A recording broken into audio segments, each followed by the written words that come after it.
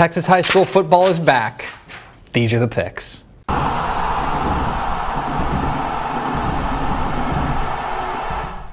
Welcome into the Picks, your guide to the Texas high school football weekend. My name is Greg Tepper of Dave Campbell's Texas Football and TexasFootball.com. Thank you so much for tuning in to the season premiere of the Picks. This is the 9th season we've been doing this dumb internet segment, but look at us now with a whole studio and the screen behind me, and I've done some research this year, so maybe this will be one of the best years yet. Of course, it's going to be a great year because the 2023 Texas high school football season is upon us. Finally, after the long wait since last December, we finally arrived in blistering hot August for week 1 of the 2023 Texas high school football season. More than 700 games scattered across the state this weekend, and we are very excited at TexasFootball.com. There's huge games everywhere you look, but first, let me tell you a little bit about the weather. I know it's why you guys tuned in. One thing to keep in mind as we go through these games and we preview the biggest and best games across the state of Texas, that there are a number of games that kickoff times are being adjusted to make up for the fact that it's going to be real hot.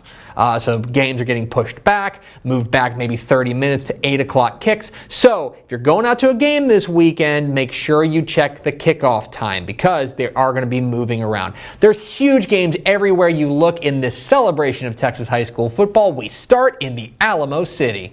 7:30 p.m. Friday night at Lenoff Stadium in Cibolo. It is a state-ranked San Antonio clash between the Cibolo Steel Knights and the San Antonio Brennan Bears. What are the keys to this matchup? Key number 1, night and day. See that? It's a pun right out of the gates. It's going to be a great year. Cibolo Steel is loaded. Absolutely loaded, and looks like one of the very best teams in San Antonio, if not the entire state. We'll get to that. They have playmakers everywhere you look, whether you're talking about quarterback Chad Warner, their outstanding wide receiver Royal Capel. They got big-time playmakers in the secondary like Alvin Williamson Jr. This team is really stacked, and they look like they're ready for a deep run.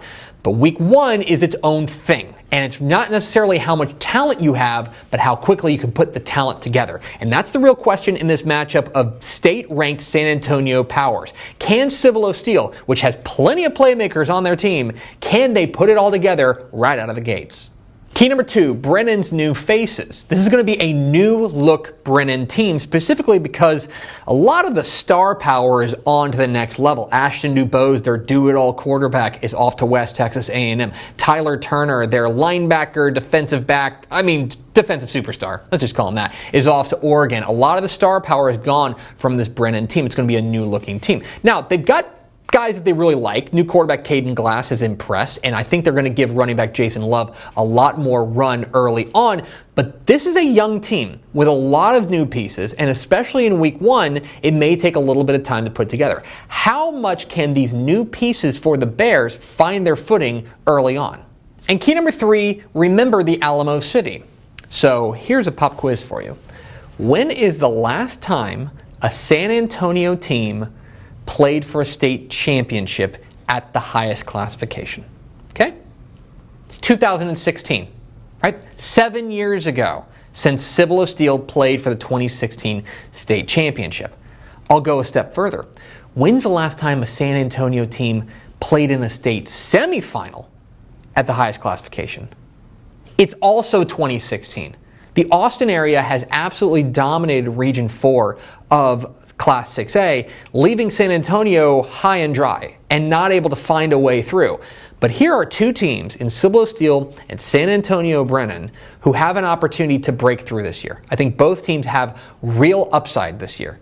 But the question is, can they do it? Now, we're not going to determine that in week 1, right? But I do think that if one team can come out and really set the tone and really come away with a big win, they could send some shockwaves across the state and send some warning signs that, yeah, the Alamo City's back and they're open for business in a big way. So, with these 2 San Antonio powers squaring off, can one of them seize an opportunity to make a statewide statement? Who am I picking? I'm going with Cibolo Steel. The Knights get the nod here because I think that this roster is really ready for prime time. We didn't even mention guys like Christian Watson or Dante Carter. This team has playmakers at every level of the field, And I think both offensively and defensively, they could be ready early on. Now, Brennan is more of the mystery box team here because we don't really know what they're going to look like, especially without Ashton DuBose, who was so important for them at the quarterback spot last year. Things may take off in a hurry, and Stephen Bazor is one of the very best coaches in the San Antonio area. He's going to have his boys ready to go. But right now, when I take a look at these rosters, I think that Steele is absolutely loaded. And I think they're going to be able to put it together at home for a big Week 1 statement. I like the Knights to start 1-0. 7:30 p.m. Friday night at Ford Stadium in Dallas. It's a matchup of defending state champs as the Duncanville Panthers take on the South Oak Cliff Golden Bears. And how's this for an opener in the DFW Metroplex? South Oak Cliff is the back-to-back defending 5A Division II state champions, and Coach Jason Todd will not let you forget it because they have been one of the most exciting programs in Texas high school football the past couple of years. Now, they graduate an historic senior class. Literally, they signed more players to the FBS level than any other team in America last year. Yeah, so there's a lot of holes to fill, but I think there's a lot of reason to believe this offense could take a nice step forward behind quarterback William Little. On the Duncanville side, of course, they got that elusive state championship last year, and a lot of the playmakers for Coach Reginald Samples' squad are back this year, including blue chip running back Caden Durham, blue chip defensive end Colin Simmons. This team looks like they're ready to go back to back. This is going to be a great litmus test for both these teams, especially measuring where they are up front, because that is really what has been the key for both of their runs to titles in the past few years. So in the end, I think Duncanville, being the 6A program, is going to have the depth advantage. I think that's going to win out. Give me the Panthers. Let's go to the Coastal Bend, 7:30 p.m. Friday night at Jack Sportsman Bobcat Stadium in Refugio. It's a big-time 3A versus 2A matchup as the Hitchcock Bulldogs visit the Refugio Bobcats, two certified, bona fide, undisputed state championship contenders going at it in Week 1. It's going to be a fun one.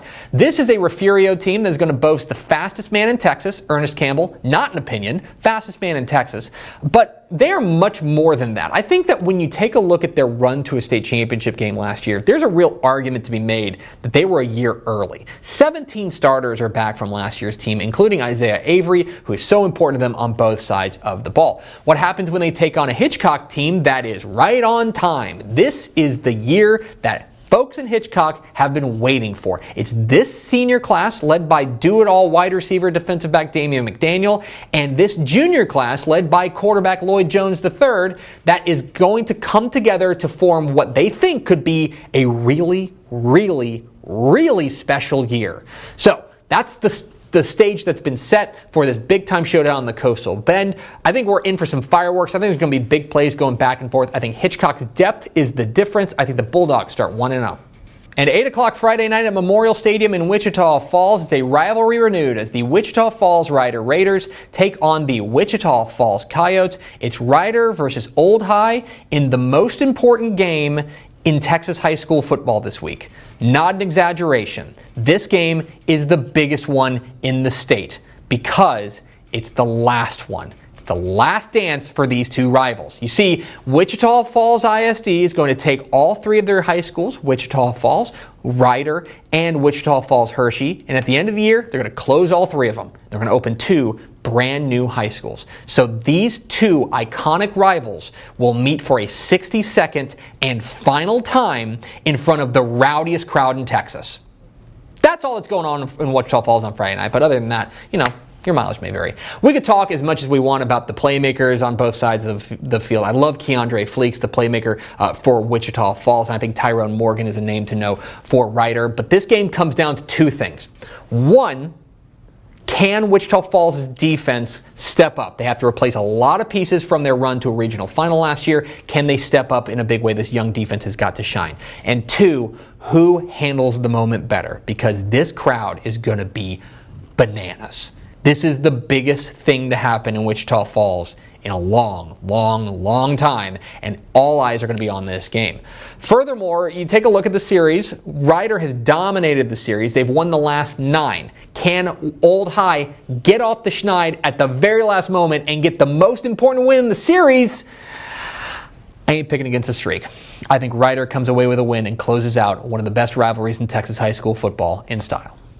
But those are far from the only big games in week 1 of the Texas high school football season. Boy, it feels good to say that. Let's get to the lightning round.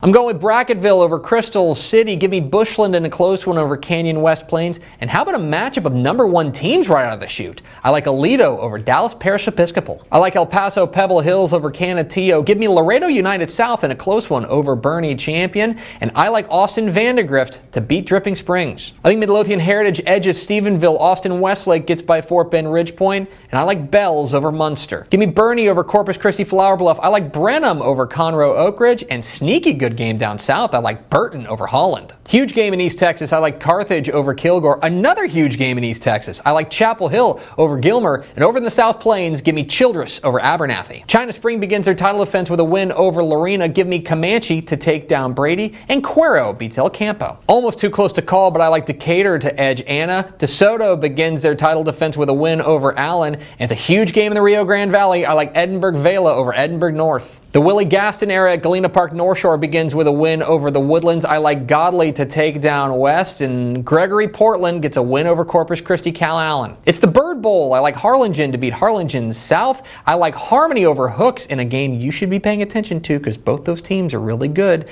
And I think Hawley begins their title defense with a win over Jim Ned. Atascocita gets by Dickinson. I like Humble Summer Creek to beat Klein Kane, and Lago Vista wins a close one over Cameron Yo. Lake Travis edges Arlington. Martin Lano beats Gerald, and in a game you can watch Thursday night on TexanLive.com, I like Longview over McKinney. I'm going with Lubbock Cooper to beat Dumas. Give me Lumberton to beat Hampshire Finette. And how about a top 3 matchup in a brand new $60 million stadium? It's Melissa over Argyle. Monahans beat Shallowater. Odessa Permian takes down Abilene, and give me Panhandle to take down Clarendon. Port Neches Groves outmuscles Port Arthur Memorial. Give me Pottsboro to take down Van Alstyne, and I'm going with Price Carlisle over Harleton. PSJA North gets a win over rival PSJA. Give me San Benito to take down Brownsville Veterans Memorial, and Smithson Valley starts 1-0 with a win over San Antonio Reagan. I like Stratford to get by Spearman, and how's this for a state-ranked matchup? I like Pleasant Grove over Brock. One of the premier small school games in the state, I like Timpson to get by Beckville, and in our 6-man game of the week, I like Balmorhea over Rankin. And those are the picks. Now comes my favorite part, when I say, what am I wrong about? Which games did I leave out? Make sure you leave very kind comments below, and don't forget that subscribe button. Follow us on Twitter at DCTF, like us on Facebook, facebook.com/Dave Campbell's. Follow us on Instagram, instagram.com/Dave Campbell's, and of course see us at texasfootball.com. Thanks for watching. Happy football season. We'll see you.